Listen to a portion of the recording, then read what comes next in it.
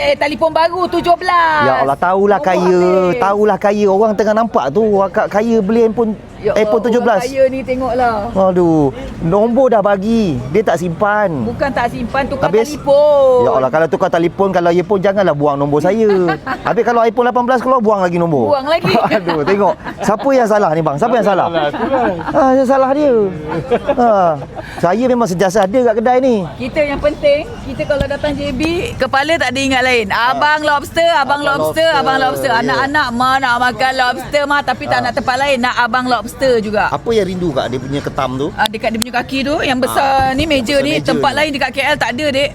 Yang besar meja hanya di sini. Ada kat sini. So yang mana kalau teringin makan, tengok KKM datang berapa kali dah? Dah lebih 4 kali kot. Dah 4 kali lah KKM datang Kita kalau repeat tu sumpah sedap ah. Sumpah sedap. Ni semua boleh masukkan semua? Boleh masuk. Ya, family KKM. Baik KKM.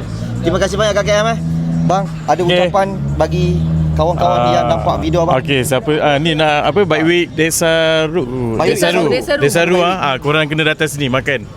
Ya, bang. Nasi lemak abang lobster. Ya. KKM, terima kasih banyak KKM Sama. Ingat nombor saya jangan lupa. Dah save dah. Abang lobster paling kaya. Masya-Allah, yang kaya KKM. Tengok dia punya order tebal-tebal macam gitu. Kadang-kadang dia punya order online Kadang-kadang. Tapi tak masalahnya, orang sekarang ni semuanya cakap kat KM. Kita orang semua sekarang serbu abang lobster JB. Sekarang ni kalau nak pergi memang kena booking. Betul ke? kalau hari tu sebablah aku DM tahu tak, sebab takut tak ada tempat. DM kalau sempat, tapi kalau call mesti on the spot kita angkat. Ya, tapi alhamdulillah nasib baik hari ni ada juga meja untuk kat KM. So korang datang call dulu abang lobster, okey. Walaupun nampak macam single tapi dia dah tak available Baik, KKM ni sporting, ada ini husband dia juga sporting. Terima kasih banyak KKM dan kepada anak-anak KKM semua. Terima kasih banyak. Anak dia ramai semua ini lagi. Okey, dekat mana lagi kalau bukan dekat ni, nasi lemak lobster JB Setia Tropika. Okey, ini pemandangan dalam saya punya kedai. Abang dah order dah? Dari mana ni bang? Dari Keluang. Dari Keluang. Dari Keluang. Terima kasih KKM bagi salam kat abang. Dari mana bang?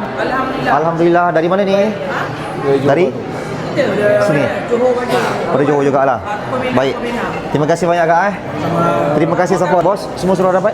Ya, sudah. Dari mana? Dari Kelang. Kelang. Ya. Baik, thank you. Kalau datang sini jangan lupa dapatkan popcorn saya Abang Lobster. Boleh dapatkan ini kita punya tempe chips Abang Lobster. Dan ada berita baik untuk orang yang ada gout ataupun asam urat. Jangan lupa dapatkan HW Beauty Herbs. Jangan lupa dapatkan HW Beauty Herbs. Pastikan ori, ada hologram. Alright.